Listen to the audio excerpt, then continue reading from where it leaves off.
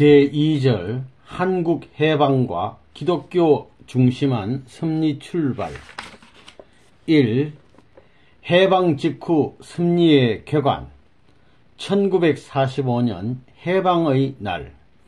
희망이 없는 가운데서, 절망 가운데서 새로운 희망의 날을 맞이하는 민족이 되고, 이러한 절망 가운데서 희망의 날을 맞이하는 가정이 되고, 희망의 날을 맞는 개인이 되어 나라의 희망과 가정의 희망과 개인의 희망이 평면상에 한꺼번에 묶어지면 국가 기준을 중심 삼고 승리할 수 있는 터전이 되는 것입니다. 이러한 때가 1945년을 중심 삼은 한국 독립의 날인 것입니다. 이것은 예수님 당시에 나라를 잃어버렸던 것을 찾을 수 있는 소망의 날이요, 종족을 잃어버렸던 것을 찾을 수 있는 소망의 날이요, 가정을 잃어버렸던 것을 찾을 수 있는 소망의 그날이 되는 것입니다. 해방이 되니까 세계로 퍼졌던 애국지사라는 사람들이 들어왔습니다. 이른바 일본 계열, 중국 계열, 미국 계열, 소련 계열이 들어온 거예요.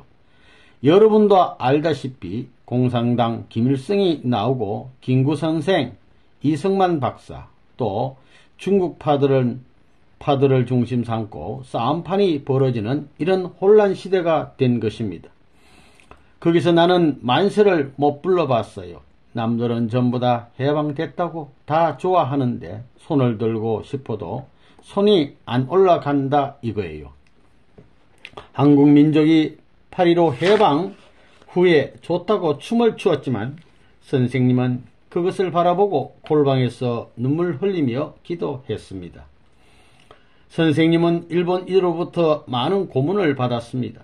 그러나 전쟁이 끝나자 고문한 그 특별 고등 형사에게 복수를 계획하고 있는 친구들을 전부 모아놓고 불쌍한 것은 패한 일본이다. 이미 주권을 잃어버려 무릎을 꿇고 비는 사람을 때리는 자는 하나님이 벌한다고 말하기도 하고, 또 한국에서 쫓기고 있는 일본인을 조용히 불러 고문당하기 전에 빨리 돌아가라고 말하며 짐을 정리해 주기도 했습니다. 1945년은 대한민국에 있어서는 해방을 맞은 기쁜 해이지만 일본에 있어서는 전쟁에 진 슬픈 해입니다. 그러므로 세계적으로 같이 기뻐할 수 있는 날, 이런 때를 가져야 한다는 것입니다. 해방 직후 7년 기간. 해방 직후는 군정시대였습니다. 주권이 세워지려면 3년 기간이 있어야 했습니다. 정부 수립이 1948년이었으니까 해방 직후부터 3년간 완충 기간이 있는 거예요. 이 기간에 기독교와 통일교회가 연합해가지고 부흥을 해야 했습니다. 제2 이스라엘은 제1 이스라엘 기반 위에 서야 된다는 것입니다. 기독교 대표국인 제2 이스라엘인 미국을 중심 삼고 한국 독립이 벌어지는 것입니다. 그러므로 말미암아 제2 이스라엘권의 독립된 그 기반에서 제1, 제2 이스라엘을 수습해 가지고 그 위에 서야 할 것이 한국 독립이요, 한국 정세였다 이겁니다. 그랬는데 기독교가 반대하고 나선 것입니다. 오늘날 통일교회를 중심 삼고 기독교가 환영하고 한국이 환영했더라면 어떻게 됐을 것이냐. 순식간에 한 7년 노정에 신교의 미국을 흡수할 수 있었다는 것입니다. 7년 노정을 중심 삼고 1952년도에 세계사적인 출발을 봤다면 선생님이 40세만 되면 세계의 어떠한 위정자도 묶어가지고 하나의 방향을 향해서 지상천국 이념으로 옮겨져 갔을 것이다 하는 것이 전반적인 섭리관인 것입니다. 지금까지 기독교가 4000년 역사를 통해서 세계적 판도 통일권을 묶어왔다는 거예요. 기독교가 선생님을 모시고 하나 됐으면 세계가 통일천하가 되는 거예요. 한국에 들어온 미군정의 실책. 그래서 영국, 미국, 불란스 등이 통일천하 환경을 중심 삼고 돌아와야 된다고요. 두 아들, 딸을 품고 싸우던 패들이 이제는 돌아와야 된다는 것입니다. 전 세계적으로 볼 때 하늘편 장자권과 사탄편 장자권이 하나 되어서 재림하는 나라를 찾아오는데 뭘 하러 오느냐 하면 씨를 받으러 오는 거예요. 거짓된 씨를 받은 폐악의 무리들이 이제 그것을 해소해가지고 천상세계의 본연적 도리의 생명을 이어받기 위해서는 본연적인 나라를 찾아와야 됩니다. 그런데 미군이 이 한국에 진주하면서 8군 사령관, 그때는 미 군정관이 아놀드입니다. 아놀드 군정관을 중심 삼아가지고 미군이 진주하면서 대한민국 행정처를 장악해가지고 전부 다 수습해 나오는 거예요. 그런데 외적으로 신사참배했던 기성교의 대표들은 전부 다 어떠한 패들이냐 하면 외국에서 유학한 사람들이었습니다. 결국 전부 다 일제의 앞제비들, 이런 패들이에요. 결국은 미 군정부가 생김으로 말미암아 누가 통역관이 되었느냐 하면 목사하던 사람이나 목사와 관계되어 가지고 신학을 공부한 사람들이 전부 다 통역관으로 들어가 있는 거예요. 통역관으로 들어가 가지고는 하나님의 뜻 가운데 있어서의 아벨권 종단 형성을 해오던 역사적 기반을 무시해 놓고 이들이 나라를 중심삼고 하나 되어 버렸던 것입니다. 한국 기독교의 이 혼란상은 그때부터 시작된 것입니다. 이러한 어려운 문제가 벌어지는 거예요. 환영과 축복과 영광의 잔치로부터 승리의 천국으로 전진할 수 있는 재림 이상의 발판이 기독교 문화권과 한국 기독교와 한국 주권자와 미국 주권자와 미국 선교사들이 잘못함으로 말미암아 무너지기 시작했다는 것입니다. 장자권 입장에 있던 것이 미국인데 미국이 한국에 있어서의 아버지 어머니의 터전을 중심 삼고 복귀할 수 있는 재물적 책임을 못했습니다. 한국 정계와 기독교 지도자들의 불신, 하나님은 기독교가 또 반대할 수 있는 자리에 있음을 아시고 내적으로 영적으로 수많은 단체들을 준비했던 것입니다. 그러나 아무리 내적 단체를 준비했다 하더라도 외적인 기독교가 나라의 형태를 갖추어 가지고 반대하는 날에는 예수를 반대하던 유대교와 이스라엘 나라와 마찬가지로 딱 돌아가 버리기 마련입니다. 같은 운명의 결과가 된다는 것입니다. 대한민국에 있어서 자유당 때만 하더라도 그렇습니다. 그 자유당을 편성한 5사람 가운데 한 사람이 나였다 이겁니다. 정치적 체제를 중심 삼고 기반을 잡지 않으면 안 될 것을 잘 알았던 사람입니다.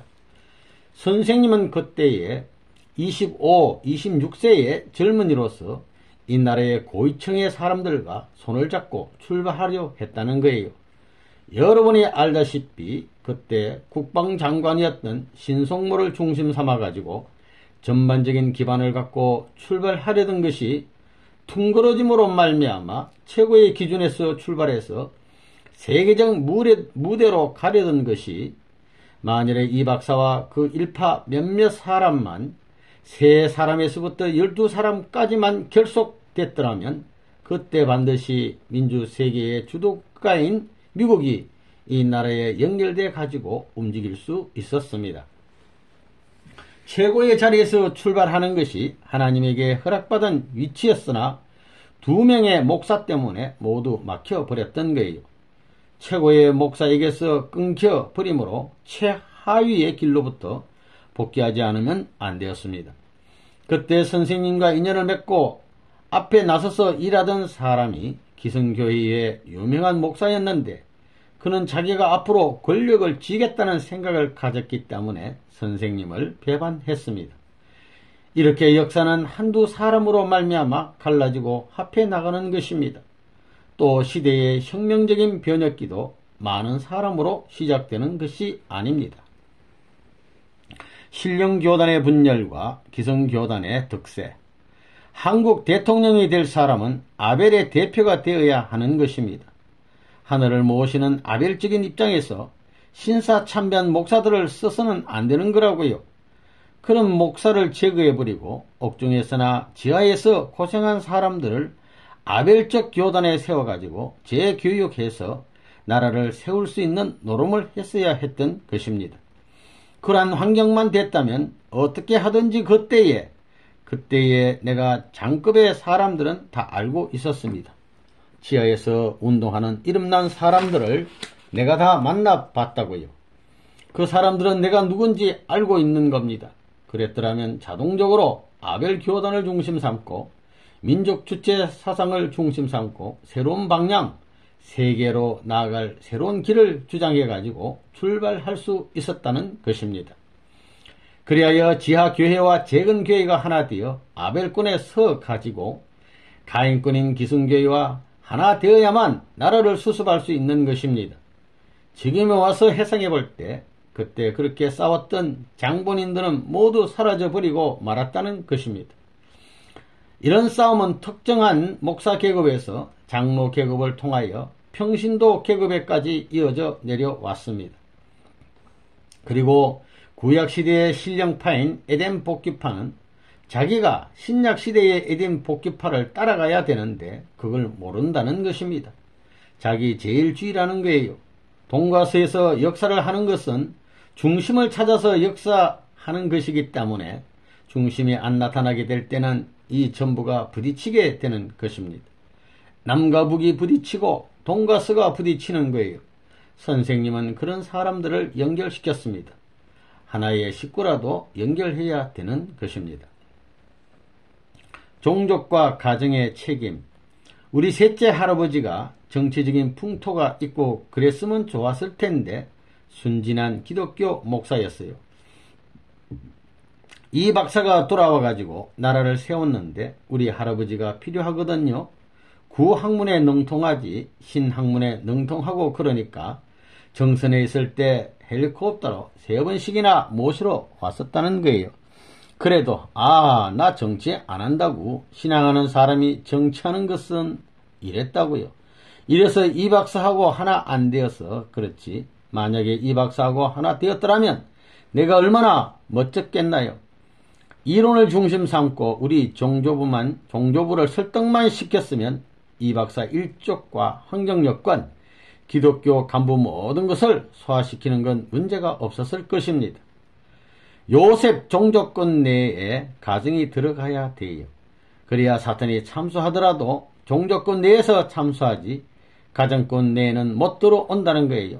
그래서 종족이 절대로 필요하다 이거예요. 그런데 대한민국과 기성교회가 합해가지고 승진이 어머니를 내세워서 반대했습니다. 내가 이런 세계적 사명을 짊어졌다는 것을 몰랐습니다. 자기 어머니하고 짜가지고 주님이 사람으로 온다는 것은 적그리스도다라고 한 거라고요. 결국은 세례 요한이 하늘에서 가르쳐 주는 것을 못 믿고 예수를 못 따른 것과 마찬가지로 섭리의 뜻 가운데서 선생님은 기독교를 대표한 하나의 여인을 만났지만 그 여인이 세례 요한 이상으로 선생님을 받들어야 할 탕감복귀 섭리 시대에 신부의 사명을 해야 할 텐데 못했다는 것입니다. 이렇게 되니 여기서부터 문제가 생긴 거라고요. 때가 왔으니 출발을 해야 할 텐데 출발하는 데 있어서 반대하는 환경적 여건이 점점 벌어지기 시작한 것입니다. 섭리의 좌절과 재탕감노정, 반대하게 되면 사탄편의 세계로 돌아가는 것입니다. 그렇기 때문에 선생님이 일생 가운데 세계적 판도를 가져가지고 행세를 해야 할 사명을 짊어진 통일교회는 광야로 쫓겨난 무리와 같이 세계를 잃어버리고 나라를 잃어버리고 민족을 잃어버리고 종족을 잃어버리고 가정을 잃어버린 입장에서 이것을 새로이 수습해 나오지 않으면 안 될 운명에 서게 된 것입니다. 이것이 통일교회가 걸어온 길이다 이겁니다. 그렇기 때문에 해방 후 14년, 이것은 7년이에요. 구약시대 7년, 신약시대 7년, 그 다음엔 성약시대 7년이 되는 것과 마찬가지입니다. 장성기 완성시대에 가정적으로 타락했다는 것입니다. 그렇기 때문에 섭리사적 전제에 있어서 해방 후 14년 만에 성혼식을 한 거예요. 7년을 넘어서. 그래서 아담시대, 예수시대, 재림시대 3시대를 거쳐왔기 때문에 3단계의 역사노정, 3차 7년 노정을 연결하는 거예요. 각기 따로 떨어져 있던 것을 하나로 만드는 거예요. 하나. 그래서 통일교에서 3차 7년 노정이 나온 것이다 하는 걸 알아야 된다고요. 이 21년 기간에 엉클어진 모든 것을 어떻게 개인에서 종족, 민족, 국가, 세계적으로 연결시키는 하늘의 하이웨이를 닦느냐, 길을 닦느냐 이거예요. 그래서 가정을 끌고 전부 다 이 세계 무대까지 나가는 거예요. 그래서 이제 제2회 3차 7년 노정을 선포할 수 있었다는 사실, 이건 놀라운 역사적 사건인 것을 여러분은 알아야 되겠습니다. 본래는 1945년부터 1952년까지 7년간의 기독교 문화권을 통일하려 했던 것이 하나님의 뜻이었다 이거예요. 온 기독교 문화권이 하늘의 뜻을 모르고 하나 되지 못함으로 말미암아 4000년 역사를 다시 선생님 일대를 통해 가지고 1992년까지 탕감에 올라와야 된다고요. 이게 뭐냐 하면 세계적인 광야 40년 노정입니다. 1945년도에서부터 40년이 지난 1985년도까지인데 그것이 7년이 지나 1992년이 되었습니다. 이 기간이 통일교회의 순환 노정이요, 이스라엘 민족이 쫓기던 노정입니다. 7개 국가 통일권 조성과 공산주의 극복 과제. 하나님이 복귀 승리 노정에 있어서 한번 택해 세웠던 사람을 재차 택해 썼느냐? 그건 하나님이 못한다고요. 그건 누구만이 할 수 있느냐? 아담은 할 수 있다는 거예요. 선생님 때문에 세웠던 것을 실패했으니 선생님이 책임지고, 그래서 사탄이 제일 사랑하는 일본을 영국 대신 세우고, 그 다음 독일을 불란스 대신 세우고, 미국을 아벨 입장에 세우는 거예요. 40년 동안 기도한 것이 뭐냐 하면 한국, 일본, 미국, 독일, 영국, 불란스, 이태리입니다. 이것은 꿈속에서도 내가 병원에서 수술하는 자리에 있더라도 이 말이 나올 거라고요. 40년 동안 매일 하루에 5번씩 기도해 나온 거예요. 그걸 넘어야 됩니다. 그리고 왜 한국이 이와 같이 두 개로 갈라졌느냐? 그것은 미국의 책임입니다. 영국과 미국과 불란스가 사명을 몰랐기 때문이에요. 그 틈을 통해서 공산주의가 생겨났고, 북한에서는 가짜 재림주인 김일성이 어버이라는 이름으로 나타난 거예요. 스탈린은 세계를, 하나님주의의 세계를 박멸시키려는 개수였어요. 북한은 사탄편 아담 국가이고, 중공은 사탄편 해야 국가이고, 소련은 사탄편 천사장 국가인 것입니다. 그래서 쌍방이 적대시하고 있는 것입니다. 독일은 뭐냐? 독일 절반은 사탄편이 가져가고 절반은 하늘편에 속했다고요. 이것을 품지 않고는 아담 나라에 못 들어갑니다. 이게 하나 될 때까지 한국도 혼란이 벌어지는 것입니다. 이렇게 한번 침해받았기 때문에 한국도 절반을 내주었습니다. 하늘편 천사장도 사탄편 천사장에게 절반을 내주고 절반을 갖고 있는 것입니다. 그것이 하나의 한국의 아담적 나라의 한 부분이요, 하나는 사탄적 아담 나라의 한 부분입니다. 이 두 곳만 통일하면 세계 무대는 다 해결되는 것입니다. 2. 김백문 목사의 이스라엘 수도원 중심한 섭리. 해방 직후 정주 곽산지서 수감 사건. 선생님은 40년 동안 감옥에 들락날락하기를 6번이나 했어요. 감옥에서 5년 이상 살았다고요. 욕을 먹는 것도 천하의 역사 이래에 나이상 욕먹은 사람이 없다고요. 좁쌀 섬을 갖다 놓고 계산을 할 수 없으리만큼 욕을 먹었다고요. 눈물을, 피땀을 얼마나 흘렸는지 여러분들이 알아야 된다고요. 이북에 가서 감옥에 들어갔다 나오는 것을 3번까지 감옥살이도 했지만 말이에요. 그때는 돈 때문에 걸려 들어갔고요. 돈 때문에, 화폐 문제 때문에 걸려 들어갔던 거예요. 이걸 전부 다 끊기 위해서, 돈에 대한 미련을 끊기 위한 것이라고요. 일체를 부정시키기 위한 작전이었습니다. 김백문 목사와 예수교 이스라엘 수도원. 이용도 목사를 중심 삼고 3대 계들을 이은 이 중에 한 사람이 누구냐 하면 김백문입니다. 이 사람이 신앙생활에 있어서 최고의 자리까지 올라가 있었습니다. 이 집단은 세례요한격의 집단입니다. 그는 하늘로부터 하나의 수도원을 소유하라는 말씀을 들었습니다. 그는 재림 주님을 맞이할 수 있는 세력을 준비하라고 들었습니다. 김백문 씨와 나는 가인과 아벨, 세례요한과 예수님과 같은 입장에 있었던 것입니다. 김백문이란 이름이 그래서 나온 거예요. 어떤 사람은 선생님이 김백문의 제자니 뭐니 하는데 선생님이 그의 제자가 될 게 뭐예요? 그 사람은 기독교의 신앙을 하고 있었는데 기독론에서는 예수님이 하나님과 동위의 사람이라고 합니다. 근본을 잘 모르고 있어요. 그렇지만 그 사람이 신령한 면에서는 당시 기성교회의 최고 신앙의 기준에 있었던 것만은 틀림없습니다. 그리고 당시 김백문은 이승만 박사와 가까운 입장에 있었기 때문에 그를 세례요한 입장에 세우고 뜻을 이룰 수 있었으나 그렇게 되지 못했습니다. 이스라엘 수도원 상도동 교회, 그 집단에 하나님의 뜻이 있는 것을 알고 선생님이 찾아갔습니다. 그때가 해방 직후인 1945년 10월이었습니다. 선생님이 맨 처음 이 길을 출발할 때 1944년, 1945년입니다. 그때는 상도동 교회에서 교인들을 지도했습니다. 선생님이 그 집단에 가서 6개월 이상의 기간 동안 무엇을 했느냐? 종살이를 했습니다.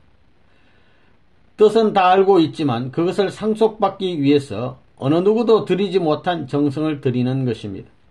여러분이 상상하지도 못할 간곡한 심정을 가지고 기도를 했던 것입니다. 그때 선생님이 기도하던 마루에는 눈물이 얼룩져 가지고 마를 날이 없었습니다. 여기에서는 세상에서와 같이 공작해서 사람을 슬쩍 빼낼 수는 없는 것입니다.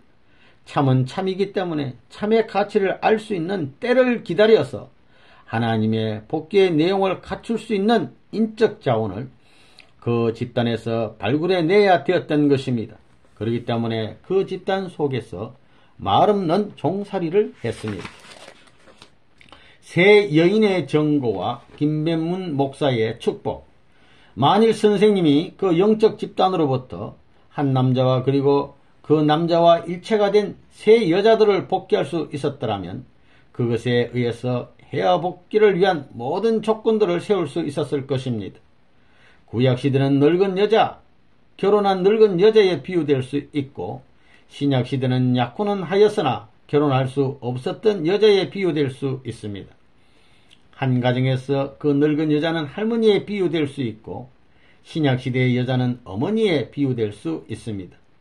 그리고 성약시대의 여자는 딸에 비유될 수 있습니다.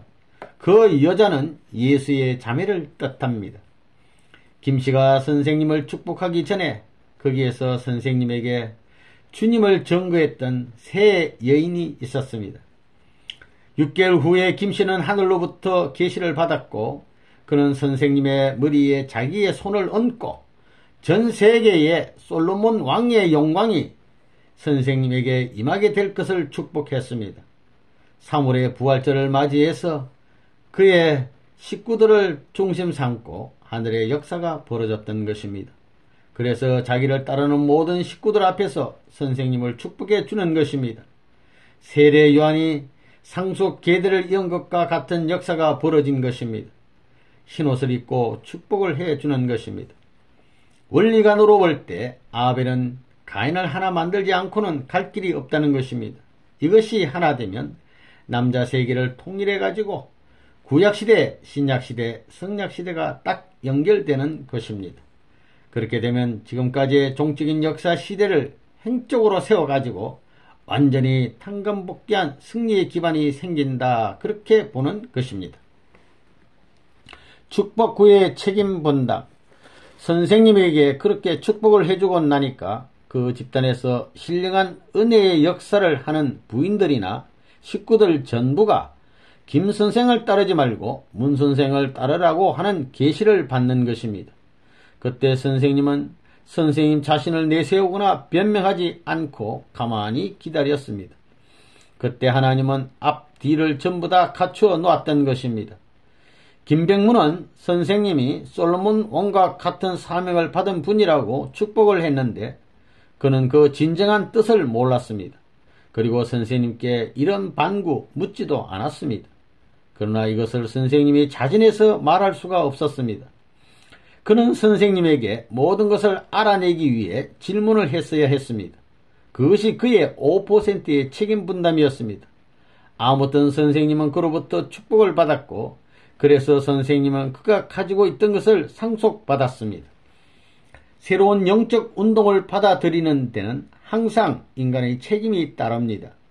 2000년 전에도 유대인들에게는 예수를 받아들이는 데 필요한 인간의 책임인 겸손한 자세가 없었습니다.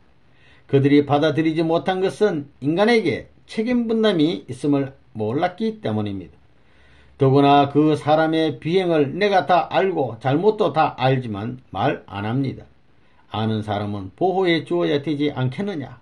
더욱이나 종교인 도의 길을 가는 사람들의 태도가 아니겠느냐 이거예요. 김백문 교단 불신의 결과 만일 김씨 집단이 선생님과 하나 되었더라면 바로 그것이 완성 단계의 집단이 되었을 것입니다. 그래서 선생님은 또 다른 기독교단을 찾아야 했고 그 집단과 함께 기성교회 목사들을 연결시켜야 했습니다.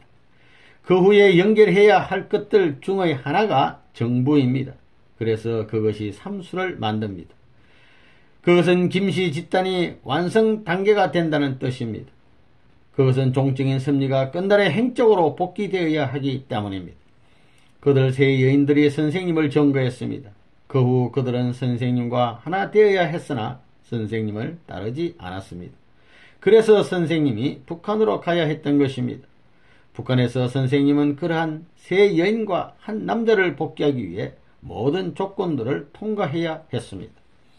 김백문이 받건 받지 아니하건 선생님으로서는 충고하여 청산하지 않고는 심정적인 재출발을 할 수 없었습니다.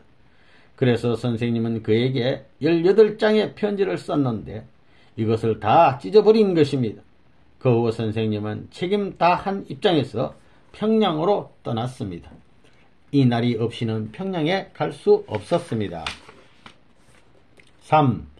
1000명 따라 평양으로 38선을 넘어라. 선생님은 이제 나는 나로서의 가야 할 길을 작정했기에 마지막 인사겸해서 당시 김백문 씨가 수도원을 만들어 특별 집회를 열고 있던 문산으로 떠날 생각을 했습니다.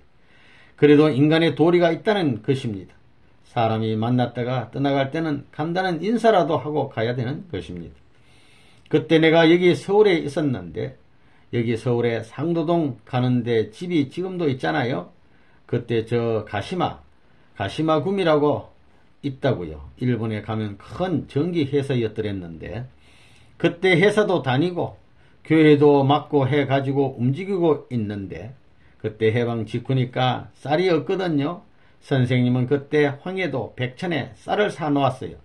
그래서 그 쌀을 트럭에 싣고 오려고 가다가 차 안에서 38선을 넘어라 하는 명령을 받은 거예요. 5월 27일에 명령받고 출발해서 6월 6일에 평양에 도착했어요. 하루아침이 돼가지고 난데없이 갈 길을 떠난 거예요. 우리 성진이를 그때 4월 2일에 낳아가지고 내가 5월 27일 날 떠났으니 한 달이 조금 더 되지요. 그때 나서게 될 때 38선 넘기가 어려우니 전부 다 하늘이 알려주는 거예요. 무지개가. 이런 얘기하면 믿지 않겠기 때문에 다 얘기 안 한다고요. 38선을 어디로 넘을지 직접 안내함을 받아서 이북에 들어갔다고요. 38선을 넘을 때 무지개가 앞을 인도해 줍니다. 120리길을 직접 인도해 주는 겁니다. 하늘의 명령과 뜻만을 따라 하나님의 뜻, 명령을 따라가지고 선생님은 모든 것을 버렸어요. 벌써 그걸 아는 거예요. 이런 자리에서 하나님의 명령이 기필코 있을 것이다 하는 것을 내가 알았다고요. 가정을 위한 길을 갈 것이냐, 공적인 하나님을 위한 길을 갈 것이냐, 거기에서 딱 잘라 하늘을 위한 길을 가는 거다 해가지고 하나님의 명령을 따라 이북으로 갔던 것입니다. 그런 고비가 있는 거예요. 둘 다 가질 수 없습니다. 이자 태길이에요. 안락한 집을 버리고 죽음길을 찾아간 거라고요. 여기에는 원조가 있을 수 없습니다. 하나님을 위하여, 세계를 위하여 가정을 희생시키는 것은 문제가 안 됩니다. 아이고 우리 아들, 딸 때문에 못 가겠소. 이런 건 통하지 않는다고요. 그것이 가능하다면 선생님이 무엇 때문에 선생님의 아들, 딸을 버리고 이북으로 안 들어가는 거라고요. 다만 가나안을 복귀하려는 하나님의 이념에만 사무쳐 있습니다. 축복받을 수 있는 민족, 축복받을 수 있는 땅이 어디뇨?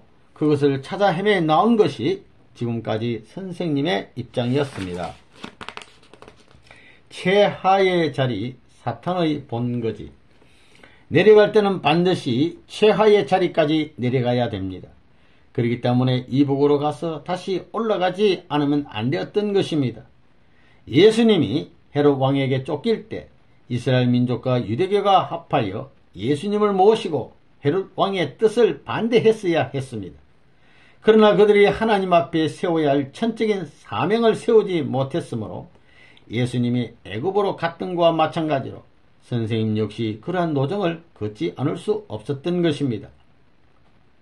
이북에 갔을 때도 상대가 없었습니다. 언제나 혼자였습니다. 배낭을 짊어지고 사랑하는 처자를 남겨두고 저는 가야 합니다. 안 갈 수 없습니다. 라고 기도하던 때를 선생님은 지금도 잊지 못하고 있습니다. 나그네의 행로를 걷는 하늘길을 찾아 나가는 청년의 모습은 몰리고 쫓기는 한 마리의 양과 마찬가지입니다. 선생님이 북쪽으로 간 것은 사탄의 본거지로 간 것입니다. 그것은 세계적인 사탄입니다. 공산권으로 죽음을 가고 들어간 것입니다. 원수의 본거지를 찾아갔다는 것입니다. 한국 기독교를 중심 삼은 뜻의 기반이 사탄 편에 돌아갔기 때문에 그것을 찾기 위하여 사탄의 소굴인 이북으로 간 것입니다. 하나님은 가인을 대하지 못한 것이 한이요, 가인을 좋아하지 못한 것이 한이요, 가인의 제물을 못 받은 것이 한이었습니다. 그렇기 때문에 선생님이 성진이를 버리고 38선을 넘어 이북으로 간 것입니다. 그것은 내적으로 자식을 버리고 38선 이북에 있는 사람들을 사랑한 것입니다. 7년간의 가정적 희생, 선생님이 가정을 가지게 된 것은 교회를 연결시키고 나라를 연결시켜야 할 하나님의 뜻이 있었기 때문입니다. 그런데 나라와 연결되지 못했고 교회와도 연결되지 못했습니다. 그렇기 때문에 다시 처음으로 돌아가야 했습니다. 갈라지는 노름을 했던 것입니다. 그리고 이 갈라진 기준을 중심 삼고 다시 찾을 때까지 탕감 조건을 세워 나온 것입니다. 편지가 오면 문전에서 전부 다 돌려보내거나 찢어버렸습니다. 내게 소식이 오는 것을 원수같이 여겼던 것입니다. 성진이 어머니도 성진이를 얻고 다니면서 사가 장수도 했고 말이에요.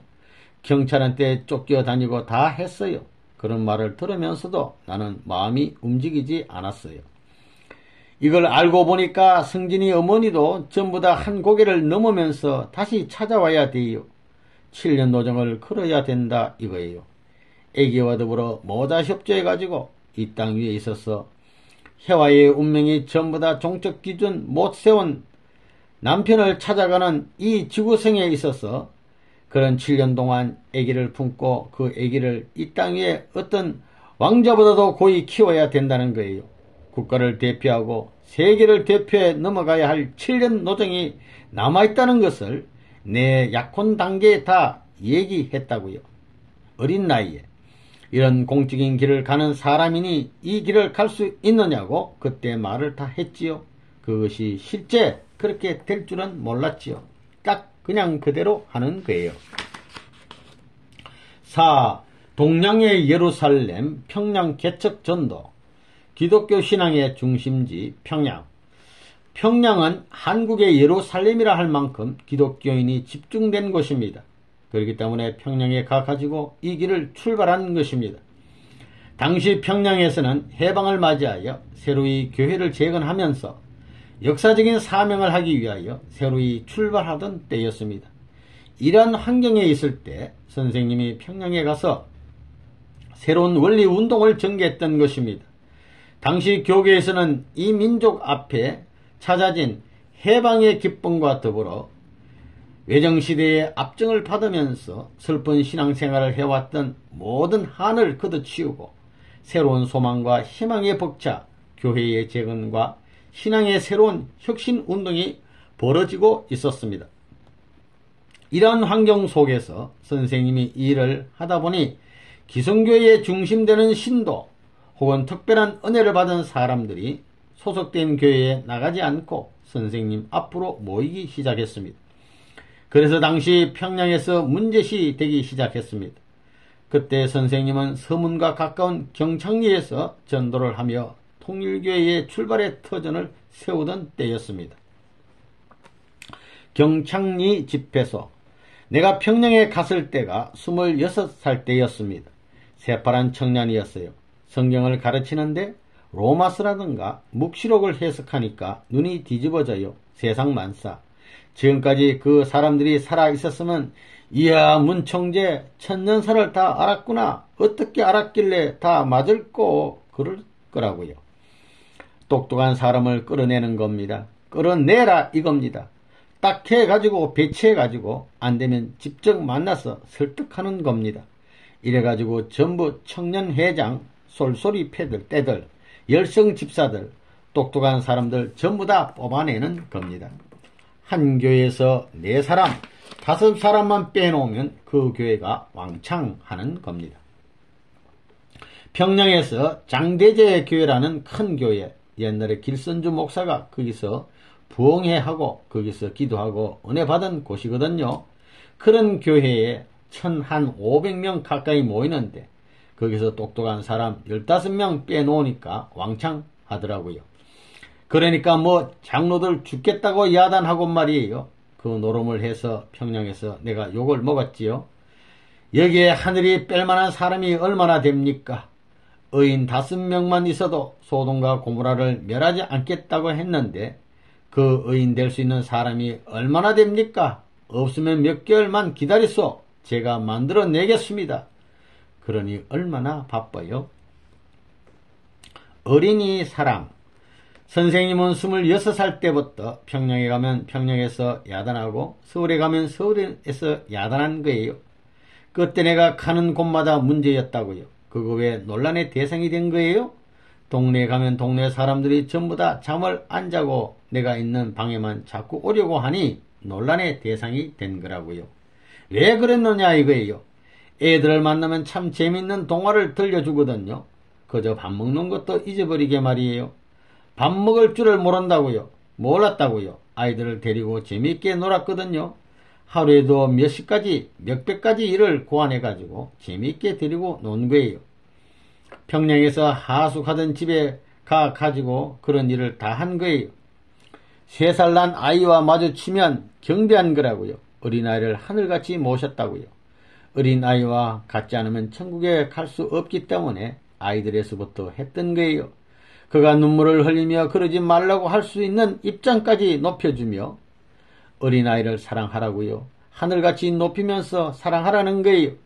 그렇기 때문에 어린아이를 대가지고 시를 읊고 노래를 불러 하나님의 아들이라고 찬양할 수 있기 위해서는 존경어를 갖춰가지고 찬양할 수 있어야 됩니다. 그렇게 될 때에 하나님의 공인을 받아가지고 그 아기가 찬양할 수 있는 것입니다. 그래서 상대적 군을 만들어 놓았고 그들이 기쁨으로 그런 것을 상속받아 가지고 할 수 있는 터전이 되었기 때문에 비로소 선생의 자리에 섰다는 거라고요. 식구들을 위한 정성과 그리움.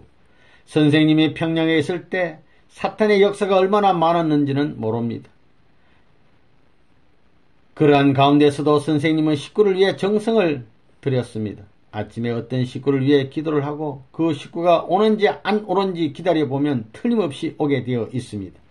선생님이 평양에 있을 때 식구가 그리워서 하루 종일 문 밖을 내다보면서 기다린 적이 있었습니다. 선생님은 나이 많은 할아버지 할머니를 데리고 밤을 새우면서 이야기해 줄 아는 거예요. 우리 통일교회의 젊은 이 지도자들은 아이고 나 나이 많은 것 싫다 이러는데 인간 대우를 그렇게 못하면 안 되는 거예요. 그가 정성을 위해서 왔을 때 내가 정성으로 대해주지 못하면 내가 빚지는 자가 되는 거예요. 선생님은 어떤 특정한 심리적인 아주머니를 빼내기 위해서 1년 반 동안 그 집에 찾아가 가지고 그 남편과 그 집 식구 전부를 전도한 적도 있습니다. 남편이 죽이겠다고 눈에 불을 켜가지고도 반대를 못했습니다. 잘못한 것이 있어야 반대를 하지요. 속으로는 끙끙하지만 아들딸이 전부 선생님을 좋아하게 만들어 놨기 때문에 반대를 하면 결국 아버지가 나쁘다는 결론이 딱 내려지는 거예요. 그래서 1년 반 동안 그 집 밥을 숟갈로 재서 그저 꾹꾹 먹으면서 전도를 했습니다.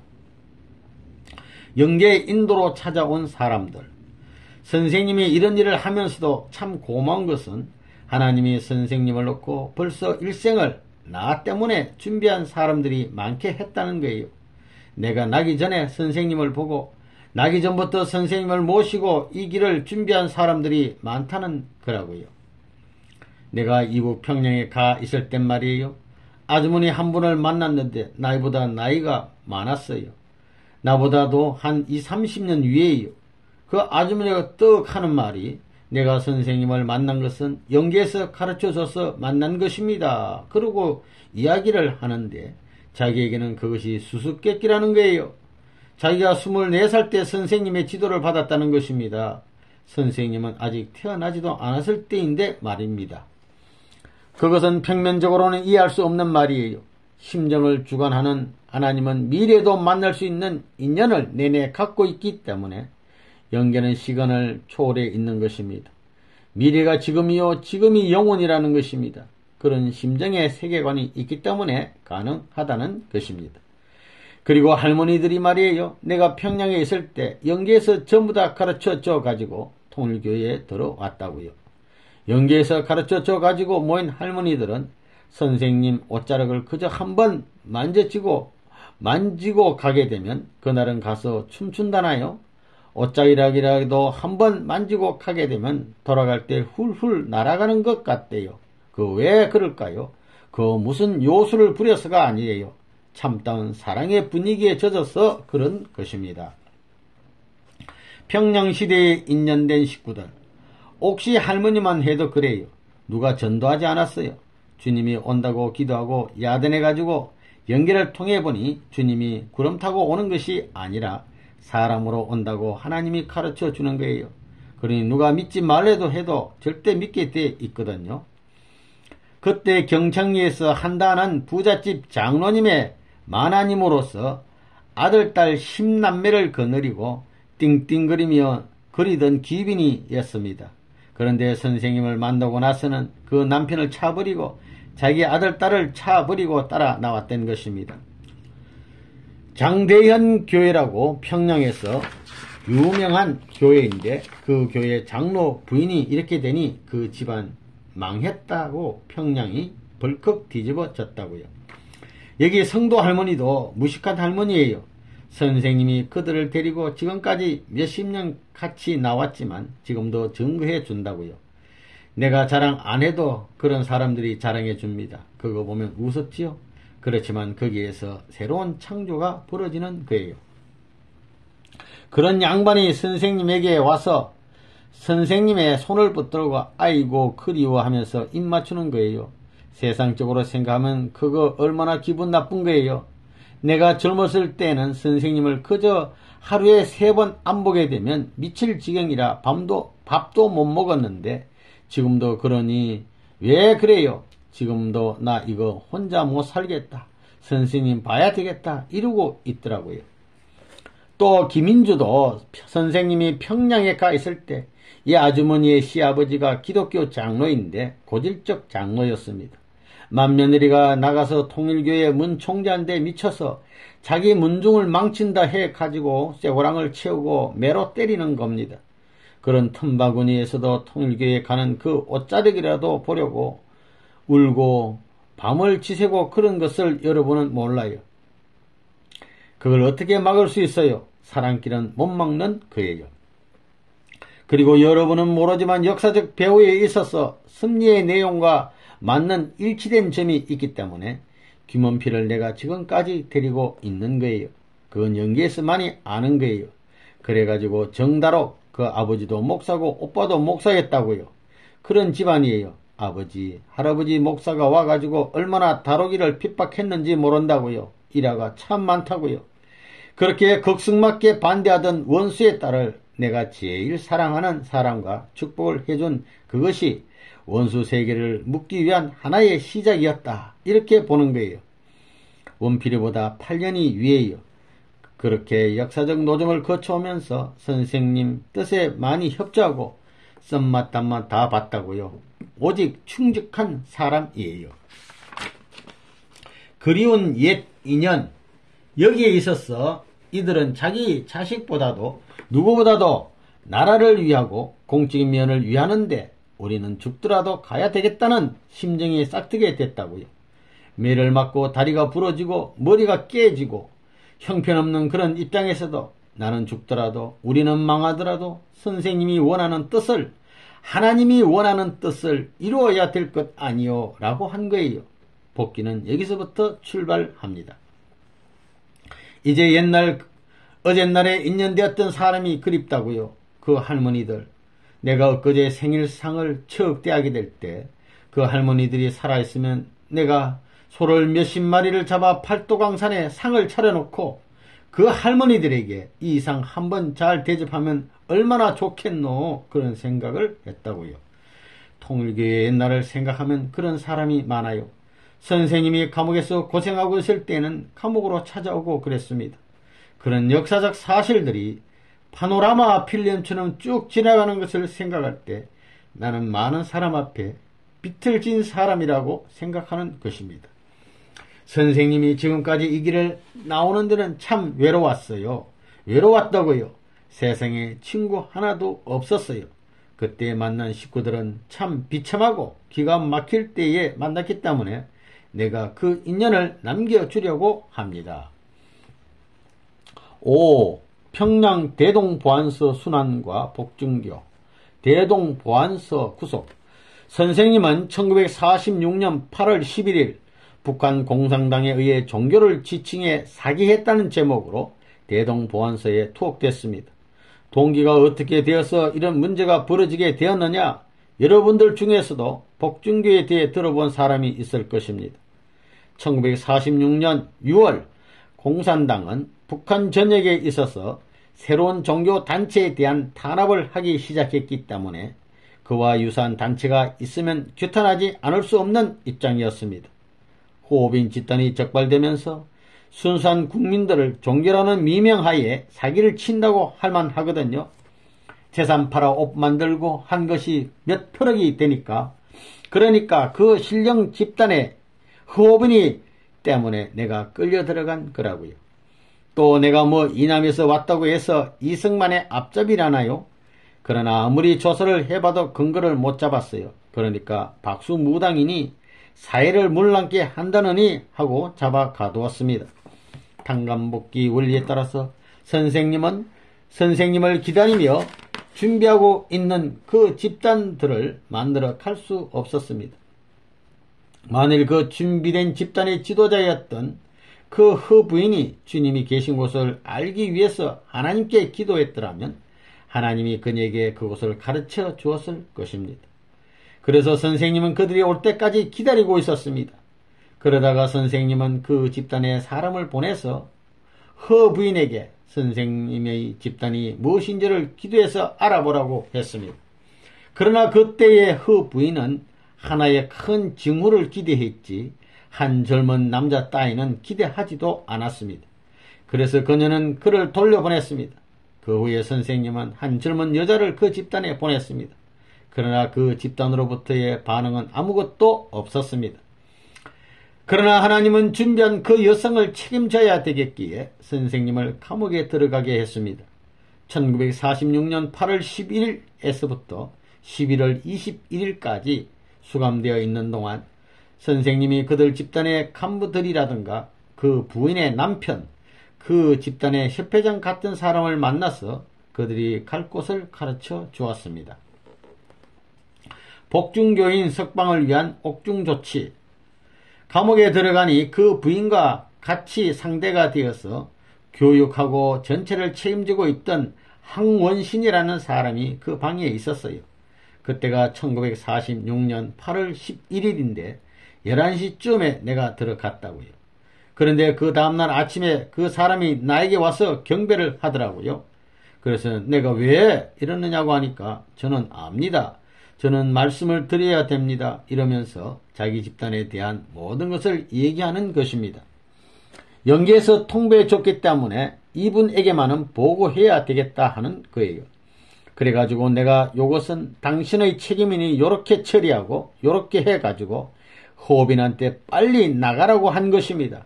안 나가면 전부 다 이 감옥에서 쓰러진다 이거예요. 그래서 항원신이 혼자 나왔다고요. 나와가지고는 내가 감옥에서 나온 다음에 찾아왔더라고요. 와서 하는 말이 자기들 일당에게 암만 권고해도 듣지 않더라는 거예요. 그 사람이 석방된 뒤에 그 부인의 남편이 선생님 방으로 왔습니다. 선생님은 그녀의 남편에게 선생님이 그 젊은이에게 말했던 것을 얘기했습니다. 그녀의 남편은 자기 아내를 따르겠다고 했습니다. 그래서 그는 선생님의 말을 받아들이려고 하지 않았습니다. 마지막으로 선생님 자신이 한 통의 편지를 썼습니다. 그것은 9월 18일 아침이었습니다. 선생님은 식사 때에 밥을 배달하는 사람한테 그 편지를 그 부인에게 전해줄 것을 부탁했습니다. 그녀가 그 편지를 읽고 나서 찢어버리려고 하였으나 그때 그녀는 공산당 감시원에게 들켰습니다. 그것은 그 종이를 갖다 준 그 사람이 간수에게 알렸기 때문이었습니다. 그래서 선생님은 고문을 당했습니다. 그것은 1946년 9월 18일 오후 2시의 일이었습니다. 그때 이 어금니에 금이 간 거예요. 책상 다리에 거꾸로 처박혔다고요. 무슨 스파이냐 이거예요. 그때 거꾸로 넘어져가지고 이가 빠개진 거예요. 혹독하고 모진 고문. 선생님이 옛날 공산당들에게 잡혀가서 매를 맞을 때 그 채찍질이 무척 드세였지만 뻗대면서 아무리 맞아도 안 넘어지겠다고 결의했습니다. 모든 매를 맞고 동서남북의 12방수가 전부 다 치더라도 그저 말없이 맞지 않으면 안 될 때가 한두 번이 아닙니다. 소조 몽둥이라는 게 있다고요. 그런 건 모르지요. 소의 생식기로 만든 몽둥이에요. 이건 가죽 같아요. 가죽보다 더해가지고 말이에요. 홈이 쏙 들어가서 이만큼 길다고요. 이걸로 들이치면 살을 파버린다고요. 대본에 거기에 핏줄이 잡히는 것입니다. 그런 것을 맞고서도 쳐봐라 이 자식아 했다고요. 선생님이 그런 수욕의 자리에서 흘린 땀은 무슨 땀일까요? 악을 썼다면 그 이상이고 피를 흘렸다면 그 이상이라는 것을 알아야 합니다. 눈물을 흘렸다면 그 이상이다 이거예요. 일주일 동안 앉아서 울고 나니까 태양빛을 못 보겠더라고요. 왜 하나님이 이렇게 불쌍한지 처음 알았습니다. 역사일에 선생님이 그것을 알았기에 감옥에서 피를 흘리고 고문을 받아 죽게 되는 자리에서도 하나님 안심하십시오. 안심하시오. 나는 약자가 아니라 사탄이의 어떤 위협에서도 승리할 수 있는 사나이입니다. 라고 하나님을 위로해 드린 거예요. 선생님은 소련 공산당한테 일주일 동안 잠을 못 자는 고문도 받아봤다고요. 이 녀석 너가 견디나 내가 견디나 하며 재미있는 시간이라고 생각한다고요. 보통 사람들은 일주일만 가게 되면 전부 다 이래가지고 자면서 얘기해 버린다고요. 선생님은 눈을 뜨고서도 잘 잔다고요. 그것을 연구했다고요. 그때 훈련을 받았기 때문에 지금도 잠이 오면 그 방법을 이용하는 것입니다. 새빨간 방에 앉혀놓고 밥도 안 주고 일주일 동안 가둬놓는 거예요. 빨간 방에 앉아 있다 보면 미친다고요. 모든 게 안 보여요. 그러니 우리 같은 사람은 눈 뜨고 자는 거예요. 가만히 보면 눈을 뜨고 있는데 자거든요. 그래서 문총재를 박수무당이라는 소문이 났다고요. 저 사람은 가둬놓으면 열쇠를 열고 나온다고 해서 7사람이 퍼져가지고 24시간 지키는 것입니다. 위로와 동정의 손길. 선생님이 잊을 수 없는 것은 감옥에서 고문을 받고 혼자 몸을 가눌 수 없는 경지에서 신음할 때에 참 많은 체험을 했다고요. 하나님이 그 자리에 같이 해주고 스스로 품어서 같이 밤을 지내는 것을 느끼게 될 때 얼마나 하나님이 나를 가까이 사랑하고 있는가 하는 것을 느껴본 적이 있다고요. 그러한 사지에서 보호하던 하나님이, 나를 그렇게 보호하시던 하나님이 여러분과 같이 할 것이 틀림없다는 것을 내가 알고 있다고요. 죽음길에 들어가도 반드시 은인이 나타나게 마련입니다. 내가 공산당 세계에 갔을 때 한 녀석이 죽으라고 두들겨 팼는데 어떤 사람이 뭘 사가지고 와서 모시면서 하는 말이, 아무개 그 형사 녀석의 성격이 그렇기 때문에 당신이 너무 맞았습니다. 그렇다고 보안 소원들은 전부 다 그런 사람 같을 거라고 생각하지 마시오 하고 위로하면서 떡도 사다주고 맛있는 것을 사다주는 것을 것이었습니다. 속닥속닥하고 심부름까지도 해주려고 그런다고요. 반드시 억울함을 당하는 고비에는 그런 일이 있다고요. 선생님이 지금도 잊혀지지 않는 사람은 그때 수사를 담당했던 홍이라는 사람과 그 일 전체를 책임지고 지도하던 박찬정이라는 사람입니다. 이 사람들도 어느 한때가 되면 다 만날 것입니다. 석방과 복중교의 결말. 그때 선생님은 남한에 있는 미군의 스파이로 고발되었고, 선생님이 소련 조사관에 의해서 심문을 받았으나 선생님은 무죄라는 것이 판명되었습니다. 선생님은 11월 21일에 석방되었습니다. 그때 선생님은 피를 너무 많이 흘려서 거의 죽어 있었습니다. 그래서 선생님을 따르던 사람들은 선생님이 죽어가고 있다고 생각했습니다. 선생님이 다시 살아난 것은 하나의 기적이었습니다. 호빈 집단의 실패 때문에 선생님은 다른 사람들을 찾아야 했습니다. 선생님은 조건적인 수를 찾을 수 있을 때까지 거기서 일을 했습니다. 감옥에서 석방된 후로 선생님은 다른 집단들과 관계를 맺었고 또한 그 집단의 사람들을 이끌었습니다. 1950년에 한국 전쟁이 일어났을 때 그들은 모두 학살당했습니다. 호빈시 이하 모든 감옥에 있던 사람들을 순천 인가에서 공산당들이 후퇴할 때에 데려다가 전부 다 학살해 버렸다고요. 그때 복중교는 옥중에서 이도령을 다시 만나 해원성사 해방의 한날을 그리면서 자기 낭군 오기를 기다리는 춘향이의 심정처럼 딱 그와 같은 상황이었다고요. 내가 그렇게 전도를 했지만 내 말을 듣지 않아서 다 죽었던 것입니다. 그러므로 언제나 겸손한 입장에 서야 합니다. 자기를 먼저 내세우는 것은 위험한 일입니다. 그들은 가인적인 입장에서 죽었습니다. 그리하여 그들은 이 시대에 통일교회가 나오기 전까지에 있어서의 영계의 애혼이 되어 있습니다. 그러면 아벨적 입장에 우리가 저들을 부활시켜야 됩니다. 부활시키는 데에는 그들의 행적까지도 부활시켜야 합니다. 순환 전후 계속적인 핍박 극복. 북한 공산지에서 기독교 연맹을 만들어 가지고 공산당과 하나 되어 반대하는 그런 환경에서 싸웠어요. 기독교가 왜 나를 반대했느냐? 잘 믿는 사람, 똑똑하고 잘 믿는 사람은 선생님한테 다 오기 때문이에요. 그렇지만 선생님이 출연한 배경이 하늘로 되어 있고 기독교를 움직일 수 있는 내용을 갖추었다는 사실, 이걸 세상은 몰랐습니다. 이북에서는 전부가 원수입니다. 적국이었습니다. 나라와 교회는 물론 백성까지도 선생님을 때려잡으려고 했습니다. 그런 자리에서 살 수 있는 방법이 무엇이냐? 주먹으로 대하게 되면 망하게 되는 것입니다. 그러니 할 수 없이 희생 봉사를 해야 되는 것입니다. 10번 맞고도 그들을 위해 복을 빌어주고 1000번 천대를 받더라도 그들을 위해서 기도해주는 작전을 했다는 것입니다. 1000번 만번 억울함을 당하더라도 하나님을 사랑하고 있기 때문에, 하나님이 참아 나오셨기 때문에 그렇게 해야 되는 것입니다. 선생님은 이것을 알았기 때문에 시험을 당하면서도 지금까지 복귀해 나온 것입니다. 천년 한스러운 사연이 1년 동안에 돌아가기를 바라면서 묵묵히 극복해 나오는 것입니다. 6. 여호와의 부인 박노파 중심한 섭리. 여호와의 부인 출현의 의. 그때 선생님은 26세의 연령이었지만 영적인 세계의 프로그램을 다 짜가지고 나온 것입니다. 복귀의 길은 이렇게 가는 것이다. 딱 짜가지고 나오는 것입니다. 연계에 있어서 어느 정도까지 기반을 닦아서 실체의 세계를 향해 나가는 것입니다. 남자한테 축복의 상속을 받았으면 여자한테도 축복의 상속을 받아야 합니다. 그렇기 때문에 김백문 집단을 중삼고 남자 앞에 축복을 받았으니 여자한테도 축복 복귀를 해야 합니다. 그러지 않으면 지금까지 한국 강토에서 하나님이 닦아놓은 모든 섭리의 기반을 상속받을 수 없는 것입니다.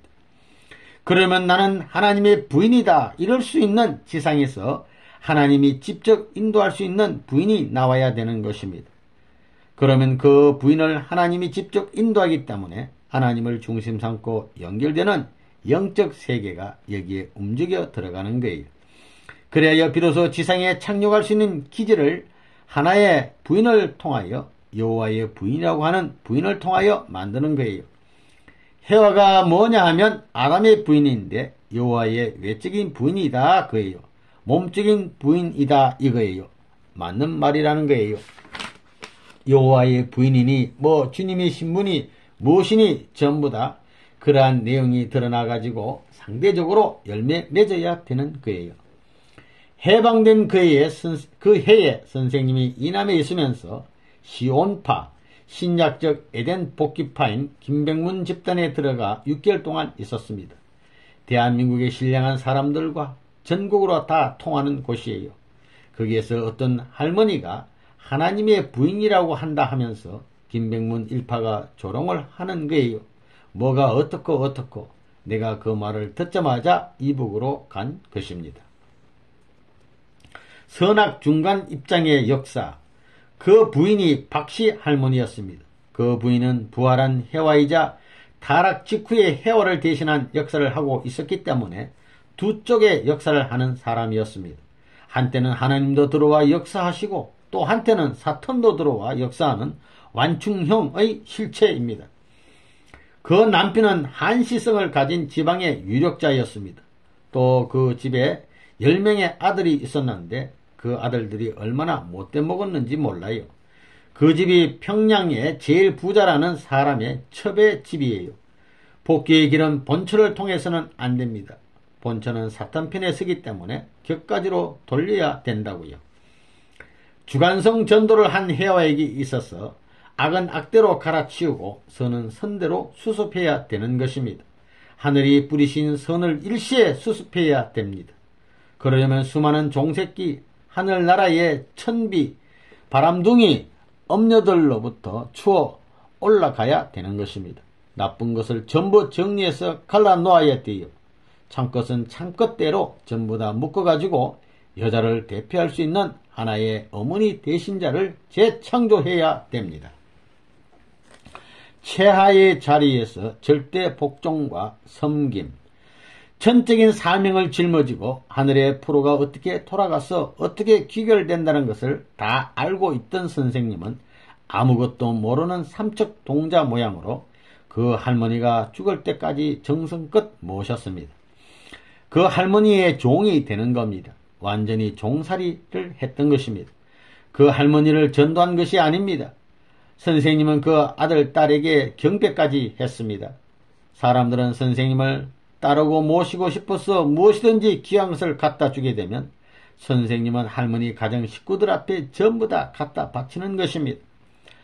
아들, 딸이 지켜서 있으면서 밤잠도 안 재우고 일을 시켜 먹으려고 한다고요. 그러나 그거 다 극복해야 됩니다.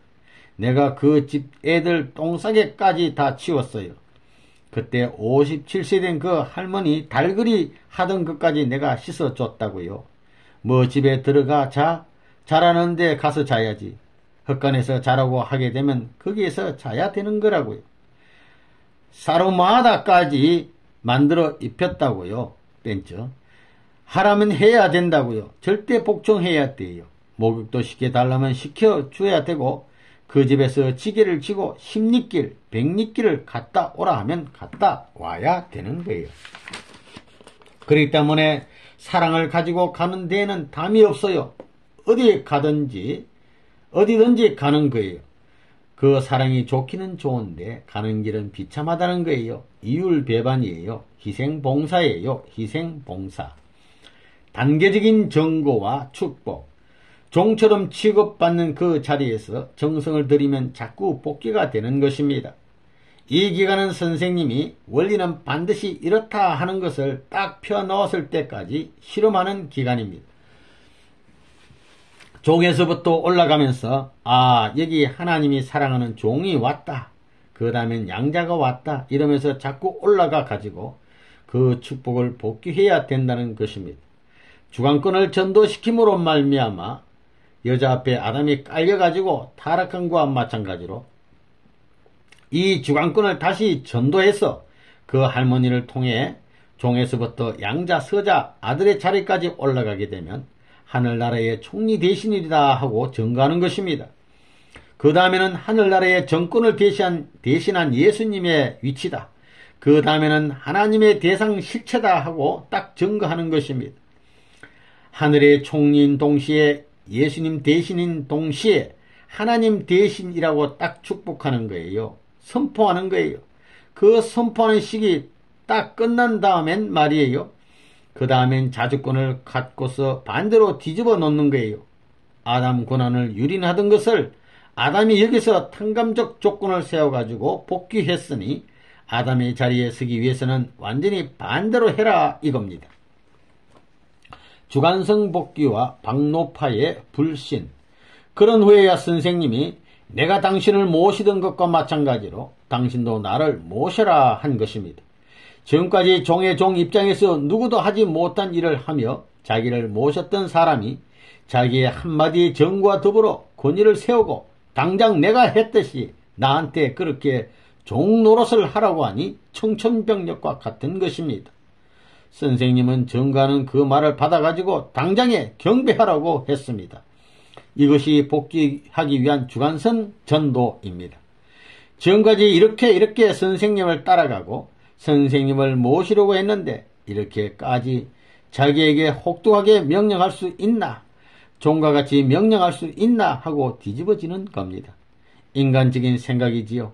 하늘에 정해진 표준이 되어 있으면 어젯날의 제자라도 오늘의 스승이 될 수 있고 하늘나라의 왕자의 권에도 올라갈 수 있는 겁니다. 자기 아들, 딸이 전부 다 하루 저녁에 왕비가 되고 왕태자비가 되면 거기에 머리 숙여야 되는 것이 부모의 입장이라는 거지요. 박노파 불신의 결말. 이래가지고 두 패로 갈리는 거예요. 여기서 할머니를 동정하는 패거리와 선생님을 따르는 패.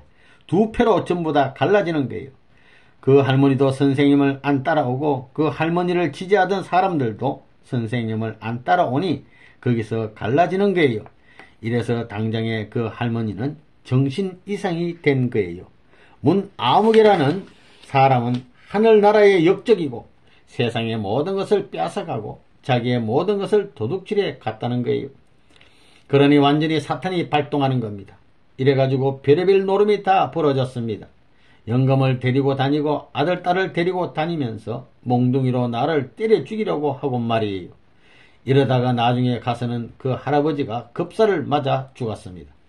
하늘이 친 거지요. 하늘을 대해가지고 자기 책임을 못할 때는 거기에 사탄이 침범할 수 있다는 거예요. 그거 참 무섭게 죽었어요.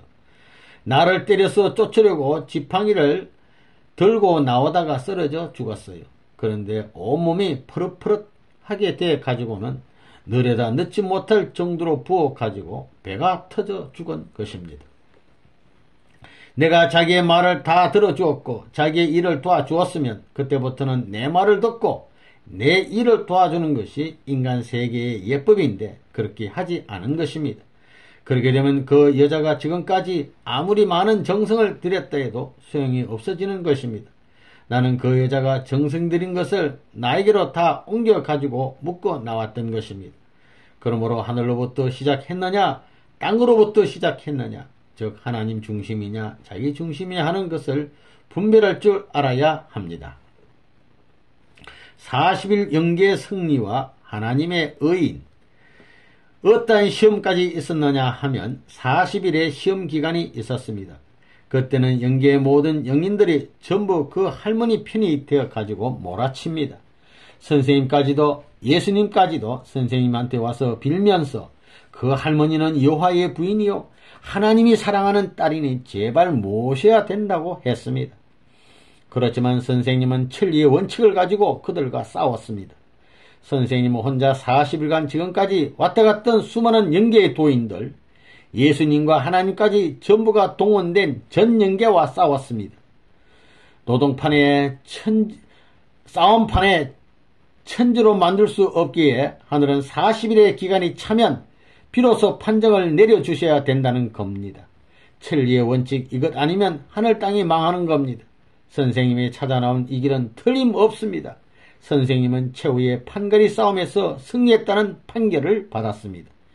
예수 이하 수많은 영인들이 역적으로 몰고 반대하던 문이라는 사람의 주장이 복귀의 한을 푸는 원칙이요 천륜의 비결 중에 비결이라는 판결을 받아가지고 승리의 기준을 세운 것입니다. 자기가 재림주 메시아라고 하는 사람들이 많이 나왔지요. 문 총재는 세례 요한이고 자기가 재림주라고 다 해봐라. 의인이 있느냐 하고 물어볼 때 어떻게 할 거예요? 메시아라면 하나님으로부터 영계 총결의에 의해 공인을 받은 의인이 있어야 돼요.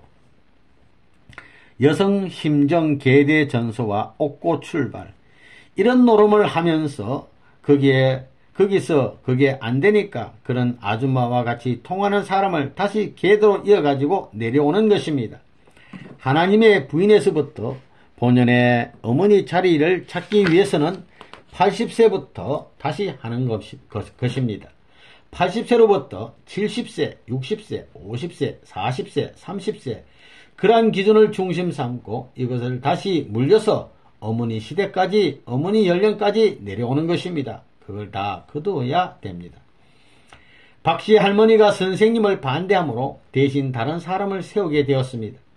회화는 재창조할 수 있는 원칙이 있기 때문입니다.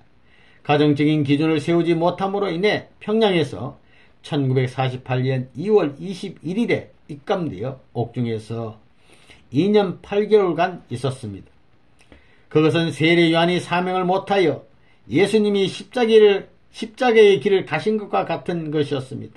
옥중에서 라헬의 입장인 김씨가 같이 이복되어 있었습니다. 김씨는 라헬의 입장, 박씨 할머니는 레아의 입장이며 또한 낫이라는 부인이 있었습니다. 이 세 부인이 선생님을 협조해야 했습니다. 잃어버린 누이, 어머니 이 3대의 심정을 복귀하기 위해서 할머니로부터 20대 연령의 여자에 이르기까지 다 복귀해야 합니다. 선생님은 30대 여성을 복귀하는 기준을 세워야 되므로 심정의 십자가를 지는 길을 가야 했습니다. 외적 고난은 아무것도 아닙니다. 그러한 복귀의 기준, 주관성 전도의 기준을 닦았으면 실제로 가서 찾아와야 됩니다. 인류의 종의 종까지 찾아오라는 것입니다. 그것을 찾기 위해 최하의 자리인 감옥에까지 가는 것입니다. 감옥에서부터 문을 열고 나오는 것입니다.